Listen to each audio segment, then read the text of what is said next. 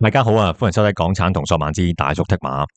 咁就係又有一段時間冇同大家見面啦。咁啊呢排大叔有啲事忙緊啊。咁啊嗱，今次咧就女王杯賽日啦。咁啊嗱，喺你呢條片出嘅時候咧，女王杯啊嗰啲級仔賽咧未排位嘅。咁但係咧，其實你見到今次咧就都好多好好嘅馬嚟啦。咁啊嗱，1600米嗰場一哩賽啦，咁又遨遊氣泡樂觀派啦。咁但係樂觀跑得咧就已經係有少少下滑嘅感覺噶啦。咁遨遊氣泡就養精蓄銳咁對你。咁啊，我覺得就都係唔會打冇把握嘅仗嘅。咁啊，女王杯嗰場咧就可能會混亂少少啦，因為冇咗阿諾曼勇士喺度啦，咁啊大家就有少亂局嘅感覺啊。咁啊，大家再睇下排位再度啦。短途嗰場咧，我諗個焦點咧都係即係可能當然啦，嗰隻嘉應嘅真係好勁啦。咁但係金鑽貴人復出啦，睇下跑翻幾多啦。但我睇試閘呢隻馬咧。都係咧，即係本身係不嬲有啲內閃噶啦，但係我覺得而家咧，即係試嗰個集咧，都係有少少頭惡咁樣咧，頭質質咁樣，咁啊騎落去咧，我擔心即係去到啲咁高級數賽事咧，係咪真係跑得翻咧？咁啊，配麥道朗咁我都唔係好關騎師事嘅，隻馬養得翻幾多啊？呢個先係重點啊！同埋就算老實講，就算你 top fit，老實講嚟家，就算上一季咁樣，啲拍條賽績落去咧，應該都唔夠跑噶啦。咁啊，但係呢條片咧就唔想講嗰啲級制賽事啦，講頭場啦，頭排係咪跑4班嘅1500米啦？嗱，今次用嘅跑道咧，因為大賽咧都用全闊嘅 A 跑道。咁頭場跑4班1500米咧，得11隻馬跑嘅啫。咁啊，留意翻咧，好多時咧啲早段場次咧 A 跑道咧都比較你內檔同埋可能放頭嗰啲馬好啲。你後追仲要飛到出去外碟追嘅話咧，真係未必咁好啊。咁大家留意翻啦。咁啊嗱，開始去到季中季後嘅下半場嘅階段咧，即係如果中長距離咧，好多時咧就報馬咩馬咧就唔係好足夠。咁頭場都有呢個情況出現啦。4班1500米，正常呢4班賽事咧出馬咧足噶啦，今場得11隻馬跑嘅。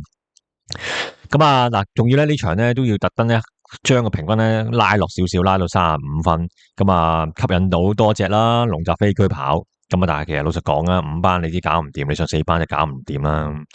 咁啊，所以可以睇少隻，其實就咁啊，同埋咧，佢問題咧，佢都要蝕2磅跑，蝕多2磅跑啦。龍澤飛駒，因為掛頭牌江南勇士59噶嘛，你龍澤飛駒37。咁啊，講下馬先啦，1號馬就江南勇士，咁呢隻馬就今場就佢唔配莫雷拉啦，莫雷拉都有好勁啦。你其實啱啱兩個禮拜日睇高月上啦，即係2000堅尼啦，咁啊日本2000堅尼咧，其實都贏馬。咁啊，其實莫雷拉咧，我覺得就冇退步過嘅。咁啊，嗱頭場咁啊，睇翻嚟香港跑咧，次次都好盡力嘅，但係未必攞到啲好坐騎啦。但係江南勇士咁頭場，咁啊呢匹馬今季2 win 啦，咁啊其實一定係啲較早籌碼嘅馬。咁啊嗱，佢個跑法咧都係咧，你好似睇低佢少少咁樣，佢又贏你一場，又贏你一場咁樣，即係唔好起眼嘅。咁啊，所以咧賠率一路都係10零倍嘅，可以贏馬，贏咗2 win 之後，跟住你啱上場，其實咧楊明倫差啲都再贏一場噶啦。12倍贏唔到加2分，135磅冇諗咁多啦。咁而家59分，你跑第2、第3都加分嘅話，又上3班噶啦。咁啊，不如呢場咧都唔好諗啦，搏埋佢啦，莫雷拉。咁啊，睇下可唔可以一季3 win 咧？江南勇士9檔都冇乜所謂嘅呢啲馬，即係啲姜口已經好，即係好順滑噶啦，點騎都得噶啦。咁加上有莫雷拉啦，關位平衡力之王啦，咁啊，所以呢樣嘢真係唔需要太擔心。咁啊，你話即係當然啦，如果係留太後追咧冇咁好啦，但係我覺得莫雷拉呢啲嘢唔使教佢噶啦。2號馬爆出美麗噶嘛，5棚至馬房嘅馬啦，配潘頓。咁呢隻自購馬咧跑幾場咧，暫時未咩走勢，但係佢又唔係輸得遠嘅，場場都2、3個位，2、3個位，2、3個馬位以內啦。咁所以我都覺得呢啲馬落由3班落到4班咧，一定係有啲能力嘅。但係問題就今場孭咗3、4磅，咁啊跑田草1800，係咪係真係去路程咧？我覺得會中短途會好啲，呢隻馬跑1400、1600會好啲啦，1200或者，但係1800米，我覺得就可能未必係真係可以好有把握嘅路程啦。再觀望下。3號馬東方飛影，咁呢啲老馬咧，其實你又冇乜嘢好捉佢噶，佢就一味跑法嘅啫。咁啊跟前，咁啊你見到咧，咁啊其實之前嗰2場俾薛恩咧都上到名嘅。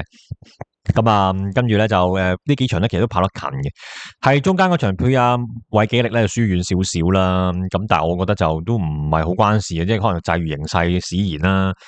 今場再跑一場200，其實我覺得呢啲馬嚟家都係即係真係唔係以前嘅1200、1400嘅東方飛影嚟噶啦，咁啊拉長咗均速跑法，咁啊1600唔得咪1800咯，咁啊再試拉長少少，咁啊照計數，我覺得就喺前邊嗰堆嚟嘅，咁但係問題就係你要諗下啦，一檔、二檔嗰啲兩隻馬頂到嚟，一檔係自己扣累啦，都青春力量啦。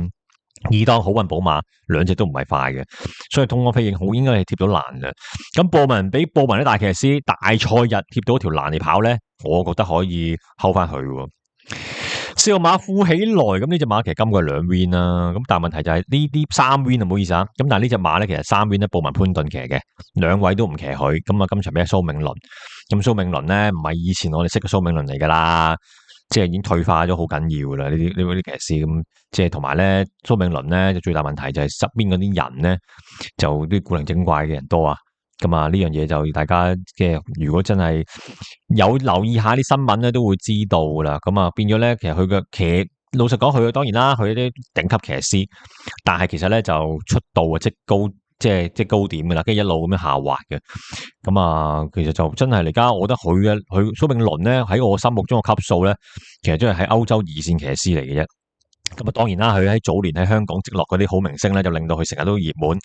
但係富起來咁啊，布文潘頓都搞唔，即係用咗之後嚟加呢個分，成咩重磅？我覺得呢隻馬就好，即係對於嚟講用咗到力啦，乘機減下分啦，俾阿蘇銘倫咁啊再減多2分，咁啊可能。留翻下季咯，暑期再減多幾分，下季有機會再用嘅。呢啲馬先5歲馬，呢啲咁樣嘅即係跑中長距離嘅馬，今季開咗竅，下季可以繼續上啦。咁冇馬烽火行雲，咁啊呢隻馬就麥道朗嘅坐騎啦。咁啊，但係呢隻馬就其實幾難發揮嘅，即係咧一定要留到好後，跟住咧騎到好全程騎到捉晒先可以上嚟。所以上季咧。田泰安爺馬就真係非常之啱佢發揮，因為騎足全程噶嘛。今季咧浪咗分上喺60分嘅左右區域咧，一路減唔到分，呢樣嘢真係砸死長130幾磅咁樣砸到隻馬咧，即係跑到隻馬即係冇乜心勁啊！嗱，今年我覺得都係咧，未必可以再跑翻住。咁啊，但係問題唔緊要啦，你唔得嘅話，你咪一路可以減分咯。咁啊，之後先可以。之後再用啦，有得今季可能你隻馬未得，但係可能下季6歲咧，又係嗰啲咧中長距離嘅馬，老實講5歲6歲可能先係到自己嘅大熟黃金期。今年即係可能個進度或者係個評分，令到佢隻馬有啲阻滯，下季隨時不即係你唔覺積你3 win 啊！呢啲風火行雲。6號馬最風雲咁啊，丁冠同馬房啦，我呢隻馬就。其實就真係都幾考呢個練馬師功力嘅，上季咁艱辛人有 win， 今季咧其實又係啦，都係啲分唔係好減到落去嘅，咁啊一路跑下又成日跑得近，咁啊嚟家咧先減咗嗰6分，跑成6場，咁啊比想象中減分減得慢嘅，今場配合班得嚟，咁但係問題對手都強嘅呢組，唔係咁容易發揮啊。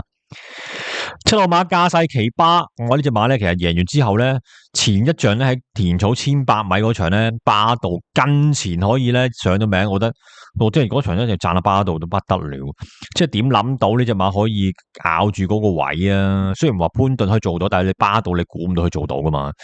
咁啊真係做到，咁啊差即係輸條頸位嘅啫。咁上場檔位差啲啦，咁潘頓阿巴道咧咁啊都係順其自然啦，留到最後啦。咁但係咁長檔位又係差，咁又係唔會留到後啲咧，都係可能會，即係巴道呢啲都係啲順其自然騎師嚟噶啦，即係隻馬喺咩位咪咩位咯。咁啊，我覺得就但係駕勢奇巴呢隻馬咧4班，我覺得咧絕對咧係有能力嘅。8號馬好運寶馬咁啊，呢隻馬就其實無畏傑咧都搞得好好噶啦呢隻馬，咁啊今季咧都可以仲有 win 啦，1400米嗰場，咁但係其實咧上到4班就唔係好夠跑啦，好明顯。咁啊7歲噶啦，咁啊都盡咗力啦，咁啊再睇下佢將來個部署同發展啦。9號馬青春力量，咁啊呢隻馬就其實真係啲麻麻嘅馬啦。咁樣今季俾希斯3班上5班上4班都可以贏到2 win 咁樣，都超額完成噶啦。咁而家個分咧減下寫1分咯。喂，其實老實講，真係可能呢場賽輸埋，下場5班見，咁你又有機會噶咯。季尾啲賽事大家都係海軍對水兵噶嘛，5班賽青春力量咧識贏有2 win 嘅馬落翻去5班，今季2 win 着數到不得了啦。10號馬平海之星咁啊，呢隻蔡約翰馬房嘅馬啦，平海係咧就一路都好支持呢個蔡漢嘅，但係咧即係呢個係咧好似感覺上最近呢幾水馬咧都麻麻地啦，可能都同啲即係大陸嗰啲即係經濟差啦，咁啊買馬個力量力度啊個價位未必到位啦，所以買啲馬過嚟咧就冇以前咁靚仔啦。再觀望下啦，咁啊，但我覺得呢隻馬都毫無走勢嘅。11號馬龍澤飛區，咁呢隻馬有啲失望嘅，我覺得呢隻馬其實可以向上再衝嘅。咁啊，但係跟住咧，潘頓季初嗰場谷彩650輸個鼻位，跟住咧幾場咧就麻麻地啦。咁你話評分係咪準咧？我覺得唔係。咁你又諗唔明，告東尼好多馬都係咁樣嘅。咁啊，睇唔透啊！呢啲真係今場115磅背蔡明紹都唔知佢個心態係點樣啊！嗱，咁頭場咧就4班1500米啦，我覺得呢場咧呢啲情況啊，一定買翻啲貼住條欄跟前啲嘅馬，要着數啲啦。咁啊嗱，首選我第一隻一定揀隻東方飛影渣膽啦。呢啲馬7歲馬，今季未交代，咁要諗乜嘢啫？都係想贏馬嘅啫。你而家個分4班，你唔會諗住佢再減到落5班先喐啦。呢個分都咁遠，咁啊，今季其實場場都成一近嘅啦，已經。咁啊，但問題就係嗱，佢而家1800米呢場對手唔多嘅情況之下咧，有得諗下布文，咁啊主動跑法，咁啊布文你叫佢後上咧，成日走4位啫，放頭應該冇咁多，冇咁多嘢搞到噶啦。跟住前放頭，咁騎入到直路騎，咁啊以佢大師傅級數，希望交翻啲好啲表現啦。就老實講，今年布文嘅表現咧，其實唔係今年嘅呢2年啦。就即係麻麻，所以大家都即係幫佢起個花名咧，叫哈囉文啦。咁你知咩料啦，係嘛？咁啊，希望文哥真係生性性啦，幫大家贏翻場頭場先啦。所以渣膽我就揀翻隻3號嘅東方飛影啦。腳咧我就第一隻揀嘅江南勇士啦，莫雷拉都係我心目中最愛嘅騎師啦。咁啊呢場咧咁喺對手唔係咁強嘅情況之下咧，我覺得就都係要翻佢嘅。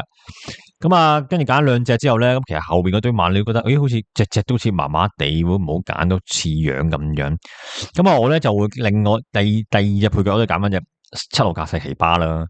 即係講緊呢隻馬前一仗咧都可以咬到個步速，跟住咧喺前邊度輸條頸位。咁啊，上場2000米咁啊，一轉彎就一開閘就轉彎啦，2000米咁12檔可以焗住留後啦。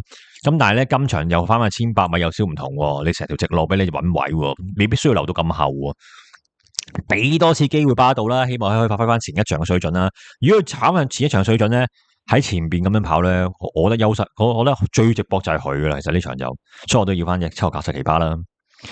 所以頭場嘅心水推介咧，就用隻3號嘅東方飛影做膽啦，買連人為 GQ 就拖翻1號嘅江南勇士，同埋呢個咧7號格世奇巴啦。